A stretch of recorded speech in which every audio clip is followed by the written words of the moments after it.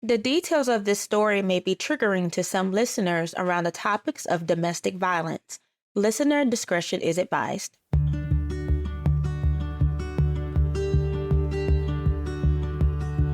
So I did not get to start school on time because of my age, because of where my birthday was. So I spent a lot of time at home with my mom. So I was 5 and 6 years old with her.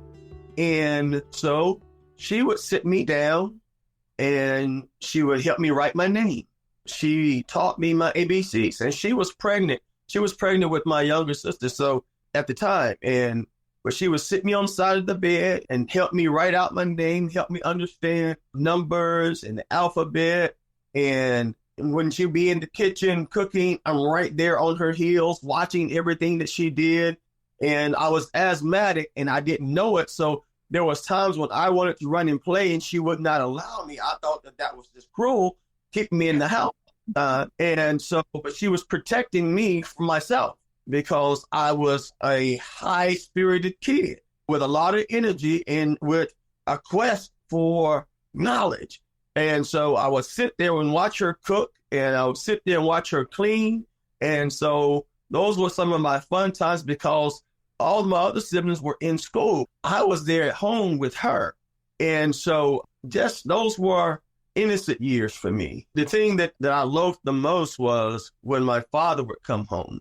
When he would come home, because the environment of the house changed. It went from me and mom to, everybody else with her attention, and then he needing her attention. And so what did Jeffrey do? Jeffrey tried to do everything he could to get the attention of both his parents and his siblings. And so I wanted to be the best reader. I wanted to be the best runner. I wanted to capture and be the best at everything that I did. And that was the kind of the landscape. That was kind of the environment. So when I would read, when I would try to read anyway, when we went to church, I was always energetic. Got me in a lot of trouble. We had a television. I was inquisitive. And so I would look in the back of the TV. I would find me a wrench or a screwdriver or something and take the back off the TV, because I wanted to see that man that was inside the TV. It didn't make sense to me. How could this person be on the TV screen and he was not present?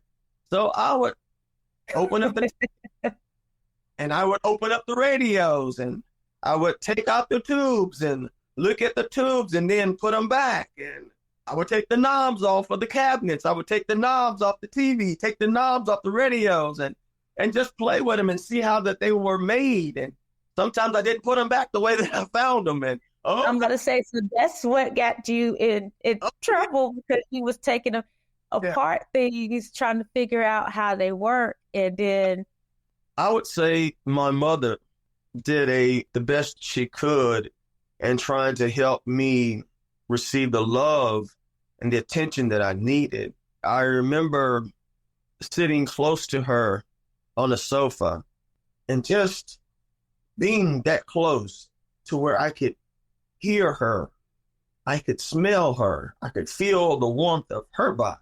That was just so comforting to me.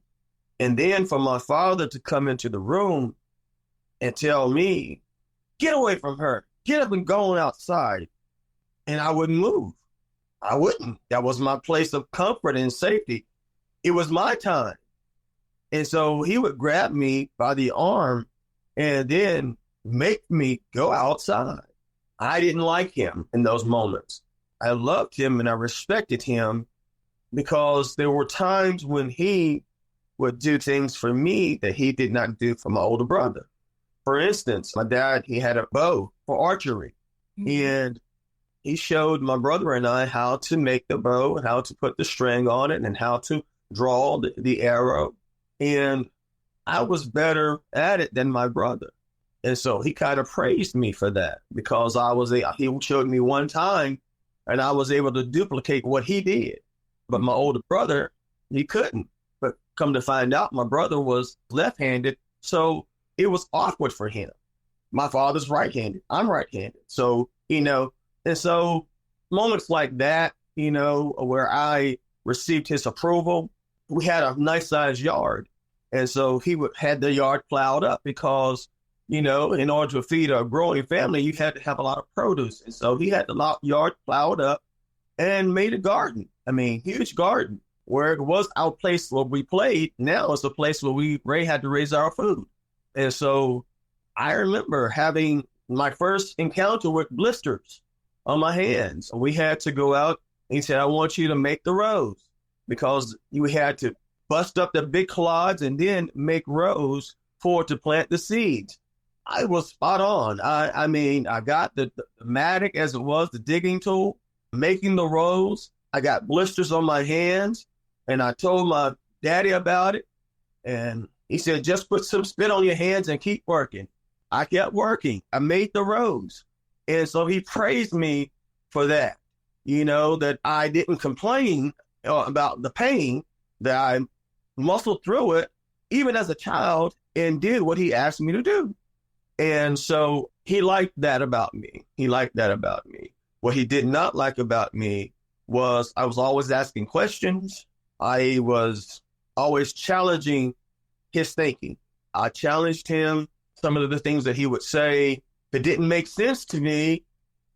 And sometimes it put him in an awkward position. And so he would just shun me, And so, but he knew how to draw me into himself. But still, I got a lot of whippings at his hand. I mean, very, very abusive, because when I didn't meet his standard, he would physically abuse me. He would come home, and if he thought that I had done something, instead of giving me love, my dad was 6'4", 6'5", probably about 245 pounds of muscle. And imagine you seeing your dad come in the house, and you got this smile on your face, and all of a sudden you got his hand across your face. And you're looking up and I'm seeing myself on the floor. I was on the floor looking up at him, asking him, what did I do? What did I do to displease you? I'm just seeing you come into the house. What did I do?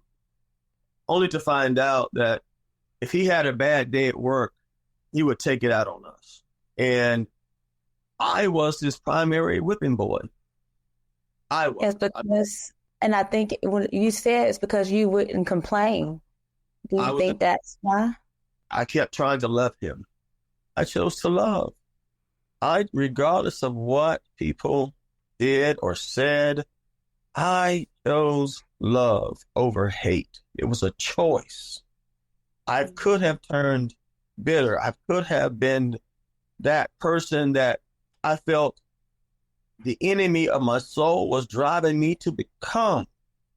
But because of the anchor in my childhood that years, Lucille Watson, teaching me about love, acceptance. And so it all goes back to that. That's where my faith really began, understanding that you can't change people. You just have to love them through the ugly and love yourself. And so, of course, I've learned that a lot of this through life, through trial and error, miracles happen every day. Thank you for listening to the story from the Institute for Family Shine On North Carolina campaign. Hear the full story and discover how you can share your own by visiting our website at shineonnorthcarolina.com.